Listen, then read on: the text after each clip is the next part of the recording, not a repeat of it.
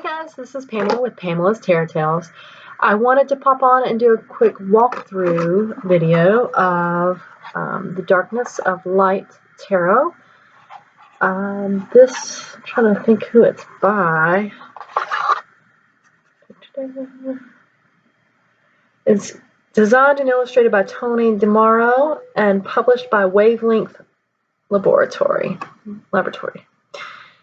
And this one I just got it. It is the second edition.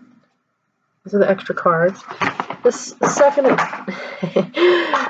cat just knocking stuff off.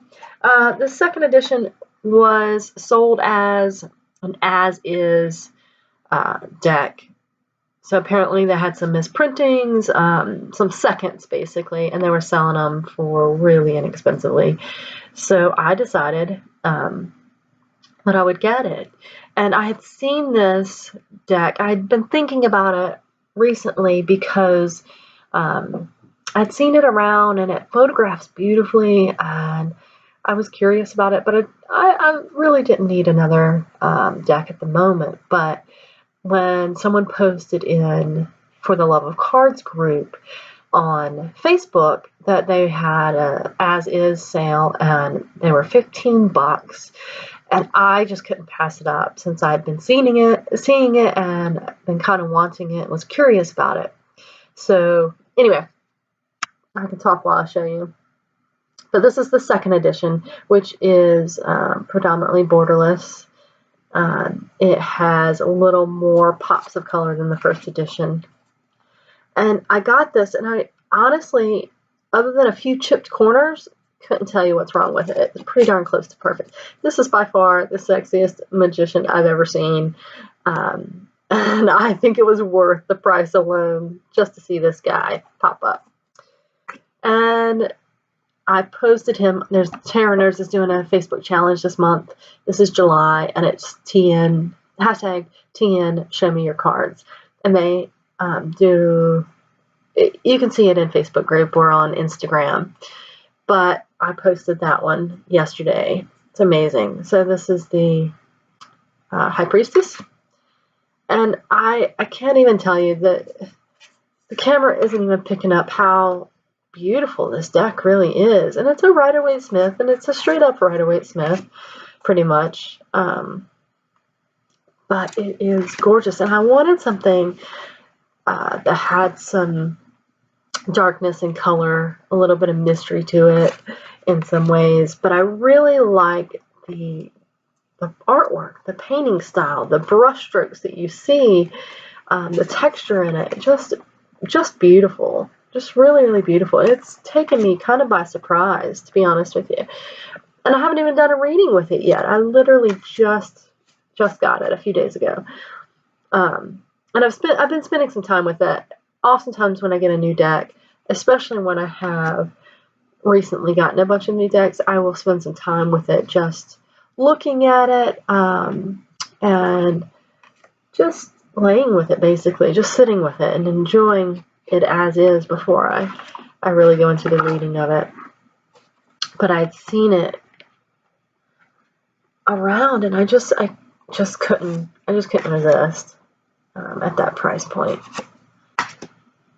So I know that they're periodically posting, it goes out of stock and then they'll add more to their website. You can check that out.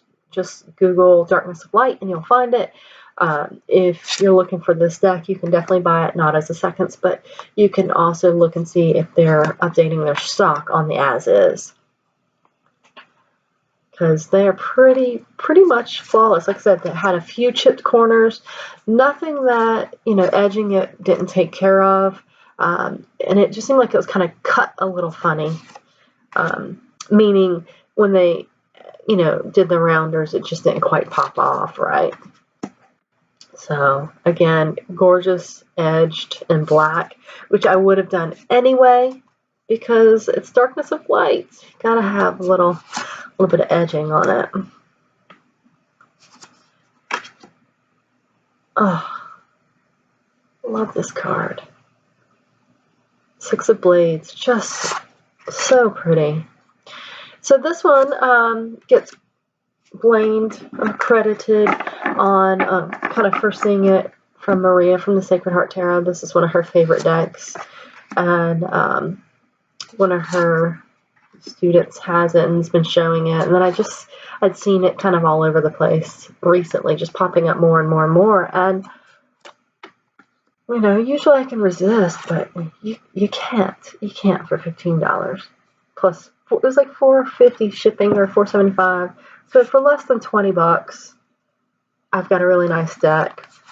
The cardstock is actually really nice. It's got a little sheen to it, as you can see. They've got some flexibility to them, but they're not. I wish I had a better camera, because it's not even close to picking up the nuances and the subtlety and the color and the texture in this deck, but they're just so amazing. And you can see, for me, it's not quite a clone, because this card does traditionally have people in it. You get the idea. You have all the information. You have the symbolism, but it does take a different spin on things in some ways, even though it's very, very Rider-Waite-Smith. And I like that. I like that it changes it a little bit. I like that it's still rooted to the traditional deck, but it has its own style, its own flavor, its own takes on things. I've started reading the guidebook is a PDF, and I really like it so far. I'm not too far into it, but I really like the guidebook. It talks about time frames, which is not something I generally do, but it talks about the suits as time frames. And I know a lot of people do that, but I haven't seen it explicitly listed in a guidebook on how they associate it with time. So I thought that was interesting. It also has, I believe, some other associations with it. It talks a little bit about traditional meaning and then kind of their take on it. It's well written. So this would make a great deck for anybody from beginner to advanced. It's so beautiful. Oh, love this card. This is probably one of my favorite cards as well out of the whole deck. Look at his face, look at his beard, look at his calm posture. Just, so amazing.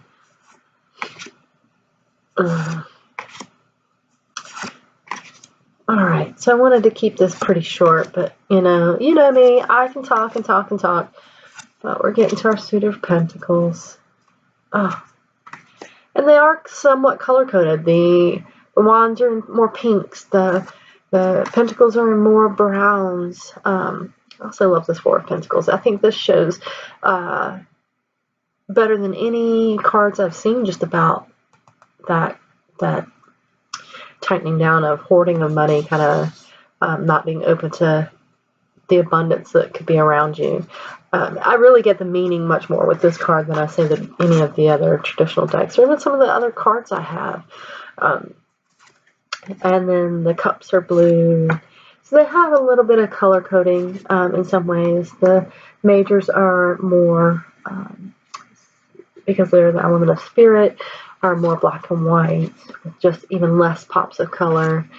I think the inspiration for this deck came from the artist growing up in Pittsburgh, and having that kind of gray environment and the industrial, but still finding beauty and color in it. So anyway, you can go and look at the guidebook if you want. You can find it. Again, this is a great deck, and I'm excited to get to know it and play with it and see how it goes. And I will be finding a way to replace the tuck box, because tuck boxes are not my favorite. And then, in case I forgot to show, those are the backs, which is 2 wolves. So, alright, that was the Darkness of Light. That was the 2nd edition. And yeah, thanks for watching. This is Pamela with Pamela's Tarot Tales.